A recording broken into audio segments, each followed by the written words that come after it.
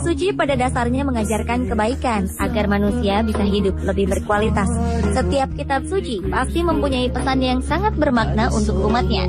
Kitab suci juga kerap dijadikan pedoman yang menjadi panutan bagi setiap umat beragama.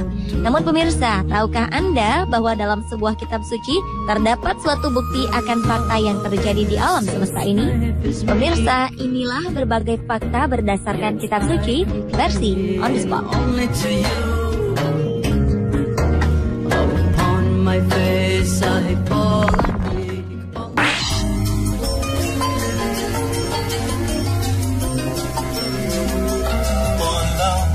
Diawali dengan kobaran api di dalam laut. Fenomena ini terjadi di dalam laut Kepulauan Hawaii, Amerika Serikat. Di kedalaman laut terdapat kobaran api yang terus membara. Api ini berasal dari retaknya dasar laut yang mengeluarkan lava bersuhu sangat tinggi. Kobaran lava ini menyebabkan air di lautan menjadi mendidih, hingga suhunya melebihi 1000 derajat Celcius. Namun anehnya, kendati suhu lava begitu luar biasa panasnya, lava ini tidak mampu untuk membuat air laut menguap.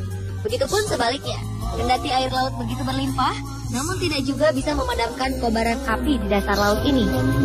Fenomena alam ini rupanya sudah tercatat dalam kitab suci Al-Quran surat At-Tur ayat 1-8. Dalam ayat ini Allah Subhanahu wa Ta'ala berfirman yang artinya, demi bukit dan kitab yang ditulis pada lembaran yang terbuka, dan demi Baitul Ma'mur dan atap yang ditinggikan langit, dan laut yang di dalam tanahnya ada api, sesungguhnya azab Tuhanmu pasti terjadi.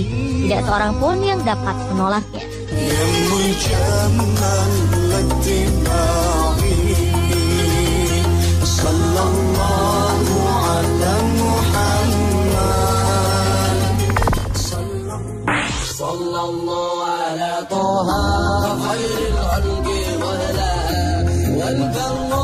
Keberadaan sungai di dalam laut secara ilmiah tidak mungkin terjadi. Tetapi sebuah fenomena keberadaan sungai di dasar laut ditemukan di sebuah dasar laut Cenote Angelita, Meksiko. Seorang penyelam bernama Anatoly Beloshin pernah melakukan sebuah penyelaman ke dasar laut di Meksiko. Pada kedalaman 30 meter, ia dikejutkan dengan adanya air tawar yang terasa begitu segar di tengah-tengah laut ini. Penemuannya itu sempat membuat dirinya bingung, lantaran air tawar yang ditemukannya tidak tercampur sedikit pun dengan air laut yang asin. Keduanya terpisah seperti ada dinding pemisah di antara keduanya. Kemudian Anatoly melanjutkan penyelamannya. Hingga pada dasar laut, ia kembali menemukan lagi ada sungai tawar yang mengalir di dasar laut tersebut. Dan lagi-lagi sungai tawar ini tidak bercampur dengan air laut. Rupanya jauh sebelum penemuan ini, fenomena air tawar di dalam air laut sudah disebutkan dalam Al-Quran surat Al-Furqan ayat 53. Yang artinya, dan dialah yang membiarkan dua laut mengalir berdampingan. Yang ini tawar lagi segar, dan yang lain masin lagi pahit. Dan dia jadikan antara keduanya dinding dan batas yang menghalangi.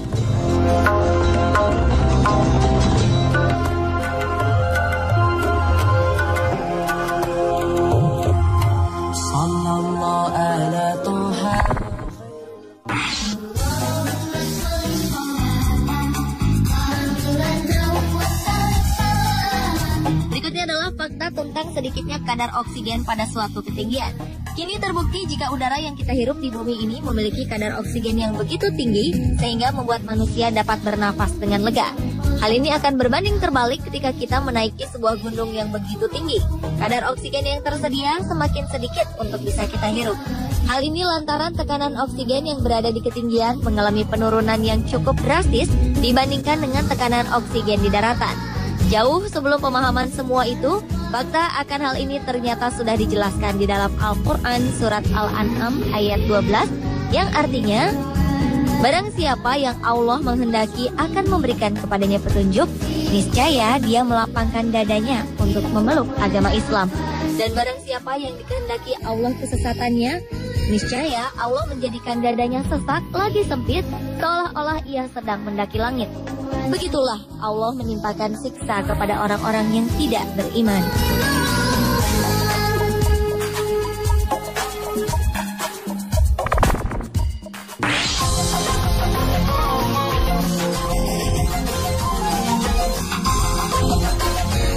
Selanjutnya adalah fakta mengenai dua lautan yang tak menyatu. Ilmu pengetahuan modern telah mengungkapkan bahwa ada tempat-tempat di mana dua lautan yang berlainan bertemu. Anehnya, ada batas di antara keduanya.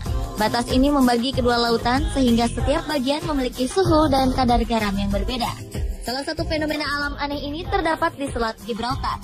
Pertemuan antara Laut Mediterania dan Samudra Atlantik menciptakan sebuah garis batas yang memisahkan keduanya. Hal ini membuat sebagian laut berwarna biru gelap dan bagian lainnya nampak lebih terang.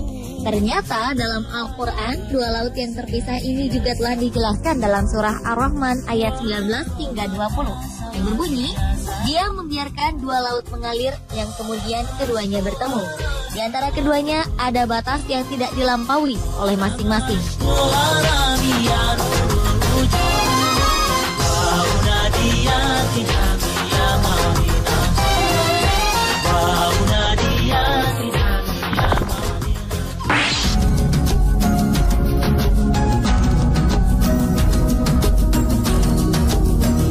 Berikutnya adalah sebuah kebenaran akan keberadaan kapal Nabi Nuh menurut Alkitab.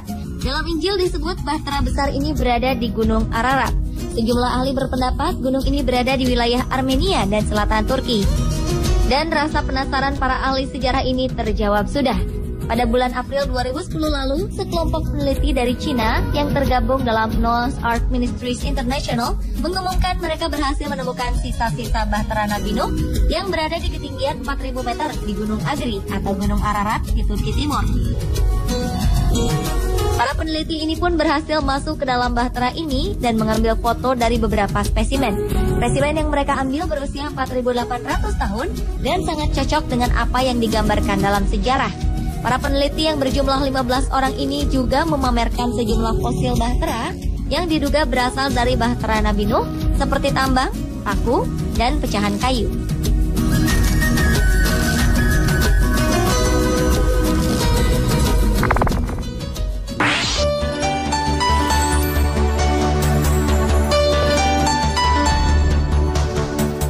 Berikutnya adalah penemuan roda kereta Firaun di Laut Merah.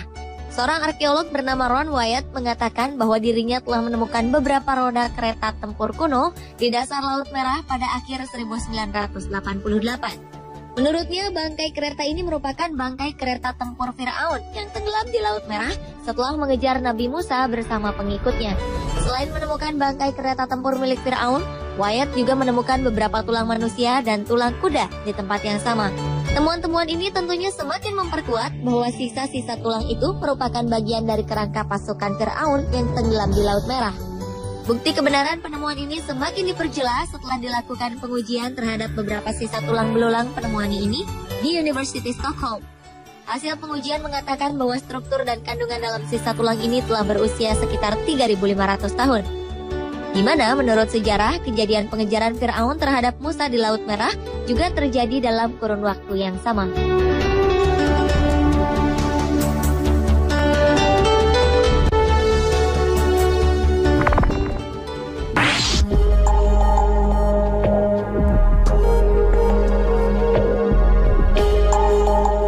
Berikutnya adalah misteri akan tabut perjanjian. Menurut sebagian orang, tabut perjanjian dianggap sebagai bagian terbesar dari semua harta tersembunyi di dunia.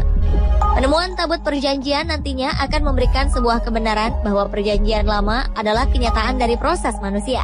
Benda sejarah sekaligus benda misterius ini nampaknya selalu menjadi tujuan arkeolog modern dalam melakukan petualangannya, di mana dalam tabut perjanjian ini terdapat 10 perintah Tuhan kepada Musa di Gunung Sinai. Perjanjian ini ditulis di atas sebuah lempengan batu di gunung tersebut.